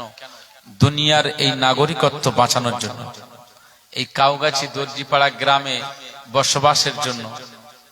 আমাকে যেন রোহিঙ্গা বা বাংলাদেশি বলে না তকমা দেয়, আমি যে ভারতীয় তার জন্য ডকুমেন্ট 2002 এর লিস্টে নাম আছে, আরো আনুষঙ্গিক ডকুমেন্ট, স্কুল সার্টিফিকেট থেকে শুরু করে পাসপোর্ট, ডেথ বার্থ সার্টিফিকেট, এই সমস্ত সার্টিফিকেট আমাদের আজকের ডকুমেন্ট হিসাবে ওখানে লাগছে না, লাগে না? বলে হিয়ারিং হচ্ছে না, হয় না? বলে হ্যাঁ। এই দুনিয়াতে আপনি থাকবেন বলে চতুর্দিকে আপনি একবার জেরক্সের দোকানে, একবার সাইবার ক্যাফে, একজন ভালো মানুষের কাছে, একবার বিএলওর কাছে ছোটাছুটি কি হবে? এই দুনিয়াতে আমার আল্লাহ আপনাকে পাঠিয়েছেন এই দুনিয়ায় থাকার জন্য। আজ একজন মানুষ হিসাবে আর একজন মানুষের কাছে আপনার পরিচয় পত্র দেখাতে হচ্ছে। 2002 এর লিস্টে যাদের নাম আছে তাদেরও হিয়ারিং এ ডাকছে। এখানে হয়রানি ছাড়া অন্য কিছু ব্যাপার নয়। জালিম জুলুম করেন, মনে রাখতে হবে আজকে আমাদের উপরে জুলুম চলছে। যার 2002 এর লিস্টে নাম আছে মানে সে তো ভারতের নাগরিক, আবার ফের তাকে শুনানিতে ডাকতে হবে, তাকে হিয়ারিং এ ডাকতে হবে, তার মানে কিন্তু ডাকছে, কিন্তু আমাদের যেতে হচ্ছে কেন? যে আমাদের ভারতীয় পরিচয় দিতে হবে যে আমি একজন ভারতবর্ষের নাগরিক। কি কথা বলেন ঠিক কিনা? তাহলে এই ভারতবর্ষে থাকার জন্য যদি আপনার হিয়ারিং এর জন্য ওই রকম 3 ঘন্টা 3.5 ঘন্টা 4 ঘন্টা দাঁড়াতে হয় লম্বা লাইনে, কাগজপত্র ডকুমেন্ট যদি আপনার তথ্যগুলো নথিগুলো যদি জোগাড় করতে হয়, মরণ একদিন হবেই, কবরে যাওয়া লাগবে। কবর থেকে নিয়ে আর কিয়ামত পর্যন্ত মনে রাখতে হবে ওই জায়গাতে আপনাকে শুইয়ে রাখা হবে কবরে। কিয়ামত যখন শুরু হবে কবর থেকে আমার আল্লাহ আপনাকে উঠাবে। ওয়াইযাল কুবুরু বু'সিরাত, কবর তখন সব বমি করে দেবে। কবর কি করে দেবে? কবর সব বমি করে দেবে। কবরের ভিতরে যত মানুষ আছে সব কবর উঠিয়ে দেবে। সব মানুষ কোথায় যাবে? আল্লাহর দরবারে হাজির হয়ে যাবে কিয়ামতের ময়দানে। আমার আল্লাহ পাক সবাইকে সেদিনে হিয়ারিং করবে না, করবে না? বলে সবাইকে ডাকবে যে তথ্য দেখাও, নথিপত্রগুলো দেখাও। মুসলমানের ছেলেরা, এ নবীর উম্মত উম্মতিরা, দুনিয়ার জমিনে তুমি 60 বছর আমি আল্লাহ তোমাকে হায়াত দিয়েছিলাম। 65 বছর 70 বছর আমি আল্লাহ তোমাকে দুনিয়ার জমিনে হায়াত দিয়ে রেখেছিলাম, বাড়ি বানালে, ব্যবসা বাড়ালে, দুনিয়ার জমিনে তোমার কোম্পানির, তুমি কোম্পানি নিজে প্রাইভেট লিমিটেড হয়ে গেলে, না না এই দুনিয়াতে তুমি নেতৃত্ব দিয়েছিলে, নেতা হয়েছিলে, এই দুনিয়াতে তুমি বড় ব্যবসায়ী হয়ে গিয়েছিলে, দুনিয়াতে বড় অফিসার হয়ে গিয়েছিলে, দুনিয়া একটা বড় ব্যারিস্টার হয়ে গিয়েছিলে, বড় ডক্টর হয়ে গিয়েছিলে, বড় চাকরিজীবী হয়ে গিয়েছিলে, বড় আলেম হয়েছিলে, বড় হাফিজ হয়েছিলে, মসজিদের ইমাম হয়েছিলে।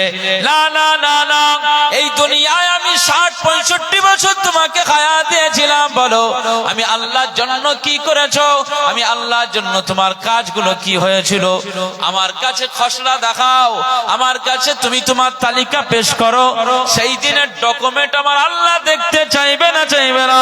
আপনি কতবার আমার আল্লাহর জন্য সিজদা দিয়েছেন, হালাল গ্রহণ করেছেন না হারাম গ্রহণ করেছেন, হারামকে বয়কট করেছেন না হালালকে বয়কট করেছেন? এই দুনিয়াতে আমার আল্লাহ তাবেদারি করেছেন না শয়তানের তাবেদারি করেছেন? এই দুনিয়াতে আমার আল্লাহকে খুশি করবার জন্য এই দুনিয়াতে তুমি ইবাদত বান্দেগি করেছিলে না মানুষকে দেখানোর জন্য তুমি ইবাদত বান্দেগি করেছিলে? এই সেই সময় ডকুমেন্ট গুলো দেখানো হবে আমার আল্লাহ পাকের দরবারে। আমার আল্লাহ দেখতে চাইবেন, বান্দাদের আমল নামা দেখবেন, আমল নামার ভিতরে যখন ত্রুটি হয়ে যাবে, ত্রুটি হয়ে যাবে, আমার আল্লাহ পাক ওই আমল নামাটাকে বান্দার কাছে ফিরিয়ে দেবে, আর ফেরেশতাদেরকে লক্ষ্য করে বলবেন আমার এই বান্দা আমাকে খুশি করতে পারে না, আজকে ফেল হয়ে গেল, আজকে রেজাল্ট শূন্য হয়ে গেল। আমি আল্লাহ পাক জানিয়ে দিলাম এ বান্দার নাম আব্দুল মুনাইম, এ বান্দার নাম আব্দুল কাদের, ঠিক ঠিক কাদের ছিল ঠিকই, কিন্তু দুনিয়াতে আমি আল্লাহর জন্য কোনো আমল করতে পারে নাই, ইবাদত বান্দেগি করতে পারে নাই। আমি আল্লাহ পাক এই বান্দাকে আজকে আমি আল্লাহ জাহান্নামার খোরাক বানিয়ে দিলাম। যাও অ্যারেস্ট করে নিয়ে চলে যাও, জাহান্নামায় ফেলে দাও, জাহান্নামায় নিক্ষেপ করো। আমার আল্লাহ পাকের হুকুম জারি হয়ে যাবে। সেই সময় কোটি কোটি কোটি কোটি বান্দারা আল্লাহর দরবারে ডকুমেন্ট জোগাড় করবে, তাদের আমল নামা পেশ করবে। আমার আল্লাহ তিনি তার কুদরতি নজর ফেলবেন, আর ওই আমল নামা দেখে তিনি জাহান্নামায় ছুঁড়ে দেবেন, জাহান্নামায় ছুঁড়ে দেবেন, জাহান্নামায় ঘোষণা করে দেবেন। না না না না, আকা মাওলা রাসূলুল্লাহ সাল্লাল্লাহু আলাইহি ওয়াসাল্লাম এজন্য বলেছেন কিয়ামতের হিসাবের ভয় করো, কিয়ামতের হিসাবের ভয় করো। আমার আল্লাহ দরবারে যে পাকড়াও হয়ে যাবে ওই বান্দা নাজাত পাবে না। আমার আল্লাহ দরবারে যে পাকড়াও হয়ে যাবে ওই বান্দা জান্নাতের নাগরিকত্ব পাবে না। আমার আল্লাহ জান্নাতের ভিতরে থাকবার জন্য তার ডকুমেন্টের দরকার আছে না নাই? জান্নাতের নাগরিকত্ব বাঁচানোর জন্য এই দুনিয়াতে কপালটা ঝুঁকিয়ে দিতে হবে, 1 মাস রোজা রাখতে হবে, হজ করতে হবে, যাকাত দিতে হবে, হালাল খেতে হবে, হারাম বয়কট করতে হবে, লটারি কাটা বন্ধ করে দিতে হবে, জুয়া খেলা বন্ধ করে দিতে হবে, লোন নেওয়া বন্ধ করে দিতে হবে, গাঁজা খাওয়া বন্ধ করে দিতে হবে, শরাবের গ্লাসে চুমুক দেওয়া যাবে না। আমার আল্লাহর মহব্বতে মুস্তাফার গোলামতি করতে হবে। মুস্তাফার গোলামতি করতে গেলে মুখের দাড়ি চেঁচে ফেললে হবে না, মুখের দাড়ি কেটে কেটে কেটে কেটে ফেললে হবে না। আমার আল্লাহ পাক আপনার উপরে নারাজি হয়ে যাবেন। তাই মুস্তাফার গোলামতি করতে গেলে মুস্তাফার সুন্নাতের पैरवी করতে হবে। মুখের দাড়ি আপনাকে ফুটিয়ে দিতে হবে। মুখের দাড়ি যখন ফুটে উঠবে আমার আল্লাহ পাক আপনার মতো বান্দার উপরে আমার আল্লাহ খুশি হয়ে যাবে। জোরে বলবেন না সুবহানাল্লাহ। কিয়ামতের ময়দানে আমার আল্লাহ পাক আপনার আমল নামা দেখবেন। রাসূলুল্লাহ বললেন যে তোমাকে কিয়ামতের ময়দানের ভয় করতে হবে। দুনিয়ার জমিনে আল্লাহর জন্য, আল্লাহর খুশি করার জন্য দুনিয়াতে মসজিদে সময় দিতে হবে।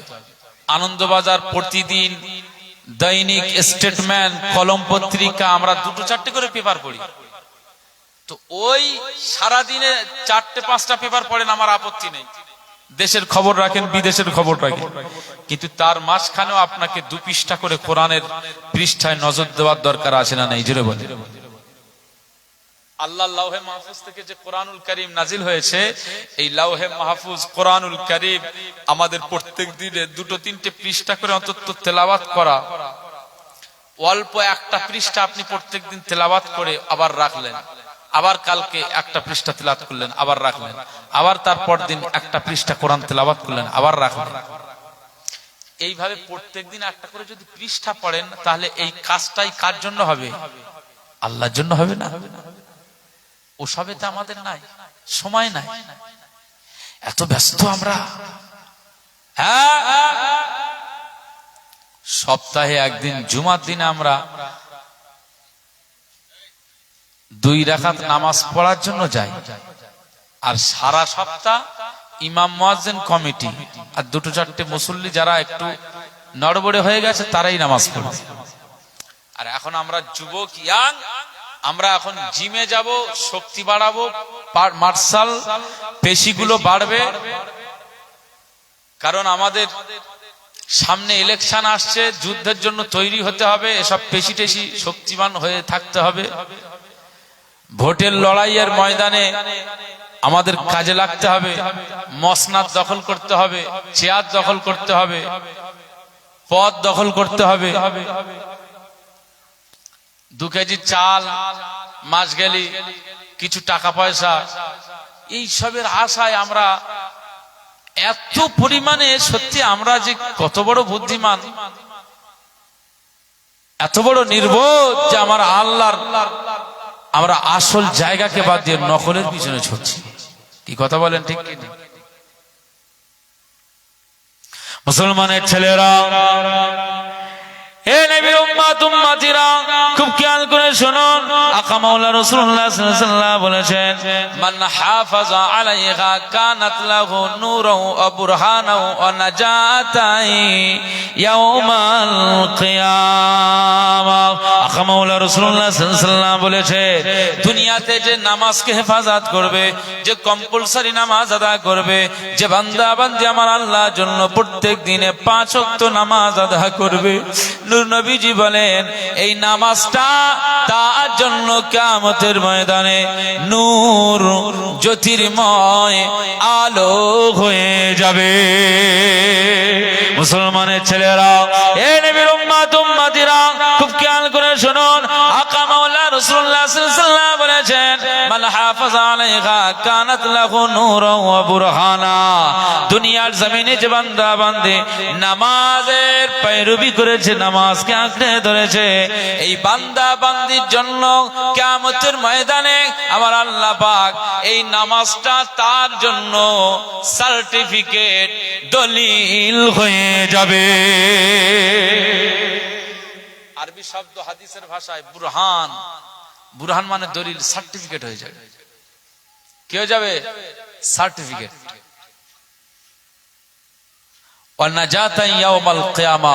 কিয়ামতের ময়দানে এই নামাজটা তার জন্য নাজাতের ওসিলা হয়ে যাবে। একবার জোরে বলুন সুবহানাল্লাহ।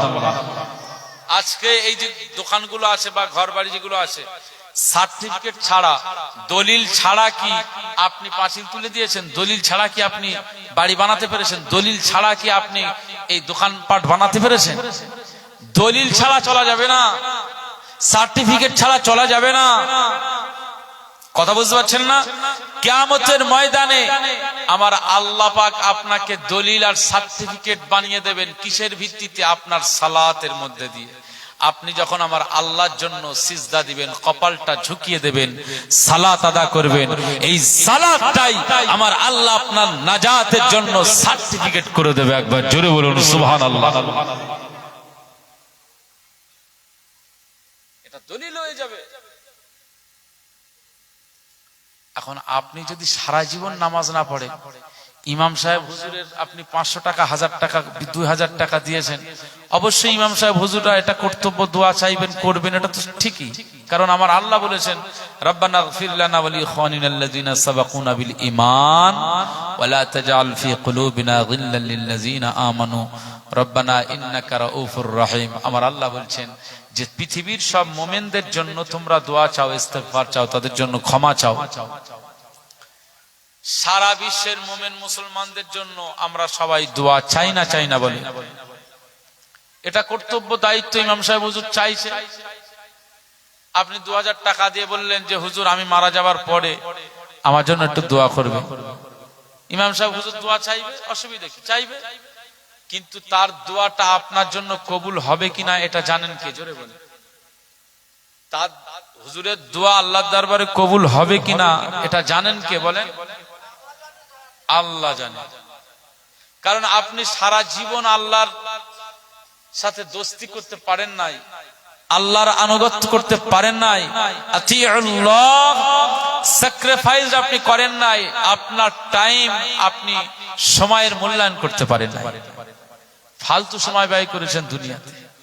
60 বছর বয়সে এখনো যদি আপনি নামাজ না পড়েন, 55 বছর বয়স হয়ে গেল, 50 বছর বয়স হয়ে গেল, আপনি এখনো যদি নামাজ না পড়েন, তাহলে কবে পড়বেন? কবরের ভিতরে।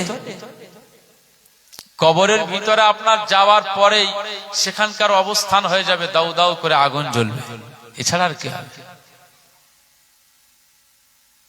কবরে মুনকার নাকির আসে না নেই? বলেন। মুনকার নাকির কি করবেন? বলেন। সওয়াল করবেন, জবাব তো আমরা দেব।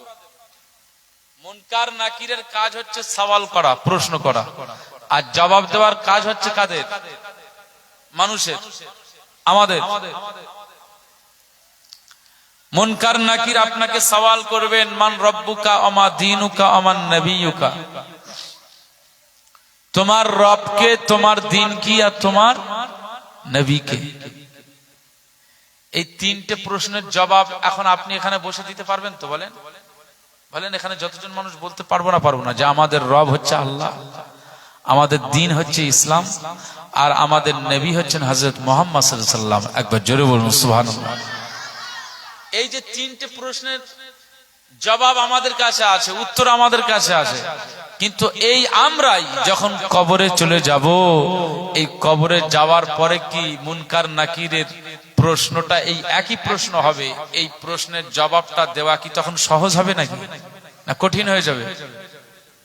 না, সহজ হবে আবার কঠিন হবে, দুটো।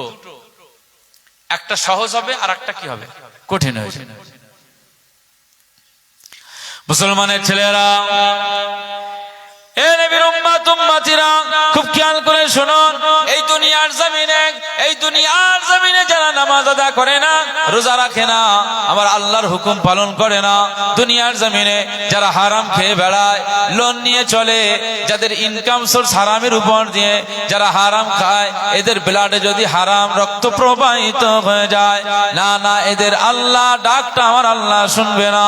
দুনিয়ার জমিনে যারা বেনামাজি, এই দুনিয়ার জমিনে যারা বেনামাজি, বেরোজাদার, এই সমস্ত ব্যক্তিদের যখন মরণ হয়ে যাবে, ওই মৃত্যু ব্যক্তিটাকে যখন দাফন করে দেওয়া হবে, দাফন করে দেওয়ার পরে বাড়িওয়ালারা সব বাড়ি চলে আসবে, আর মুনকার নাকির সব ওই কবরে হাজির হয়ে যাবে।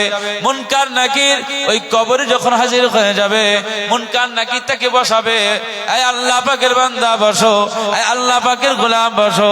মুনকার নাকির তাকে বসিয়ে জিজ্ঞেস করবে, মান রব্বুকা ওমা দীনুকা ওমান নবিয়ুকা।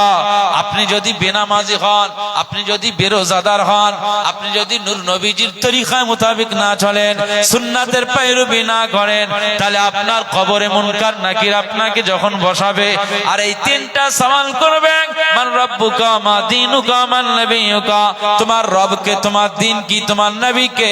এই সওয়াল যখন করবে, তোমার এই জবাবটা সহজভাবে হবে না, জবাব তুমি দিতে পারবে না। বেনামাজিরা জবাব দিতে পারবে না, বেরোজাদাররা জবাব দিতে পারবে না, নাফরমানিরা জবাব দিতে পারবে না। যারা হারাম খায়, এই সমস্ত হারাম খোরেরা দুনিয়ার জমিন থেকে বেরিয়ে যাবে কবরে, আল্লাহর দরবারে তারা জবাব দিতে পারবে না। না, এই দুনিয়ার জমিনে তারা ঘর বানিয়েছে, বিল্ডিং বানিয়েছে, তারা ব্যবসা বানিয়েছে, দুনিয়ায় সবকিছু করেছে, কবরের ভিতরে বান্দাটা আল্লাহর দরবারে ফেরেশতাদের সামনে জবাব দিতে পারবে না। যখন জবাব দিতে পারবে না, আমার আল্লাহ আল্লাহ পাক বলবেন এই কবর ওই বান্দাটা আমার মুনকার নাকিরের জবাবটা দিতে পারলো না, আমার ফেরেশতাদের সামনে সওয়ালের জবাব দিতে পারলো না, প্রশ্নের জবাবটা যখন দিতে পারলো না, আমি আল্লাহ নারাজ হয়ে গেলাম। এই কবর দুই দিকের মাটিটা কাছাকাছি হয়ে যাও, সংকীর্ণ হয়ে যাও, কবর কাছাকাছি হয়ে যাও, সংকীর্ণ হয়ে যাও।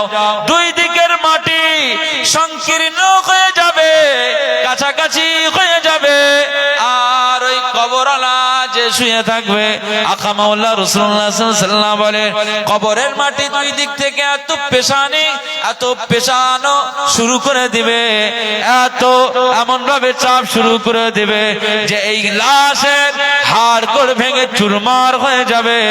আর আমার আল্লাহকে চিল্লে বলবে আল্লাহ আমাকে বাঁচান, আমাকে বাঁচান, আমাকে বাঁচান। না, কবরের ভিতরে এই আযাব কেউ সহ্য করতে পারবে না। কবরের মাটি দুই দিক থেকে এই লাশখানাকে পিষে ছারখার করে দেবে। না, এই জন্য কবরের চিন্তা করতে হবে। কবরের ভিতরে রহস্যটা আমরা কেউ দেখতে পাই না, দুনিয়ার জমিন থেকে শুধু উপর থেকে কবরটাই দেখতে পাই, ভিতরের বিষয়টা জানি না। আমার আকা মাওলা রাসূলুল্লাহ সাল্লাল্লাহু আলাইহি ওয়াসাল্লাম বলেন পরক্ষণে আমার আল্লাহ পাক ওই কবরওয়ালার কবরে জাহান্নামের আগুন দিয়ে শাস্তি দিবে। মনে রাখতে হবে এই দুনিয়ার জমিন থেকে আপনি কবরে চলে যাবেন, আর আপনার কবরে যখন আগুনের ছোঁয়া পড়ে যাবে, আপনার কবরটা যদি আমার আল্লাহ আযাবের জায়গা করে দেয় কি করে সহ্য করবেন? শাস্তির ব্যবস্থা যদি করে দেন কিভাবে সহ্য করবেন? এই জন্য দুনিয়ায় থাকা অবস্থায় কবরের ভয় করতে হবে।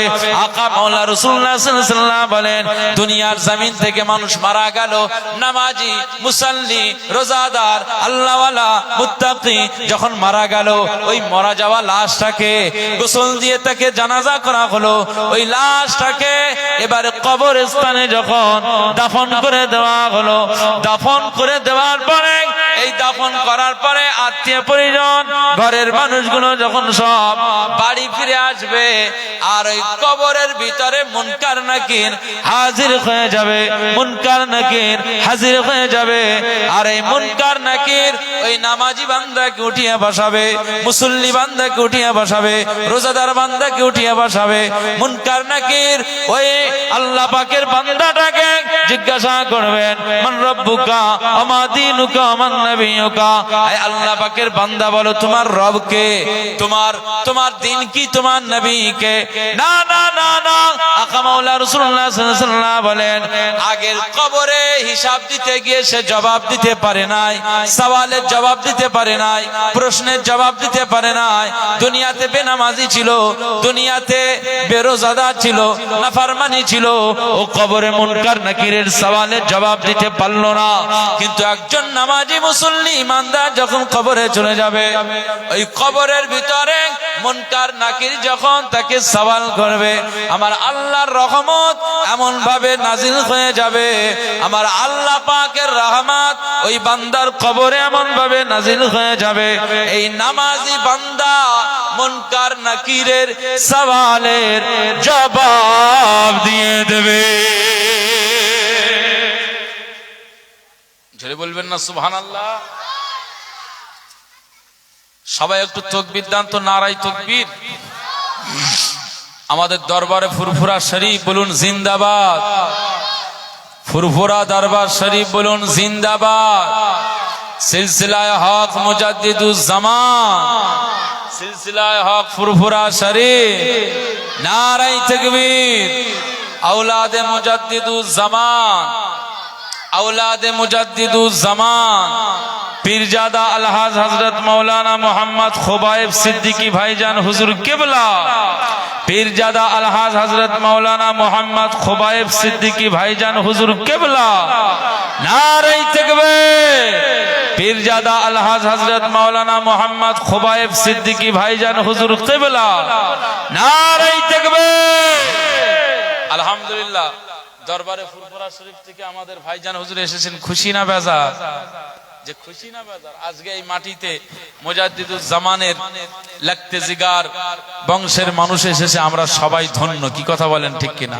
আলহামদুলিল্লাহ, আপনাদের খিদমতে এখনই চলে আসবেন তো আলোচনার দিকে খেয়াল করেন, হুজুর আলোচনা করবেন, ভাইজান এসে আলোচনা করবেন, আখেরি মোনাজাত করবেন। তো আমি আব্দুল মুনাইম ফাতি আপনাদের খিদমাতে এসে যে আলোচনাগুলো করছি অসুবিধা হচ্ছে না তো? যে আলহামদুলিল্লাহ, বুঝতে পারছেন তো ইনশাআল্লাহ? আলহামদুলিল্লাহ। আমাল করতে হবে, আমাল। একটু মহব্বতের সঙ্গে দরুদ শরীফ আল্লাহুম্মা সাল্লি আলা সাইয়্যিদিনা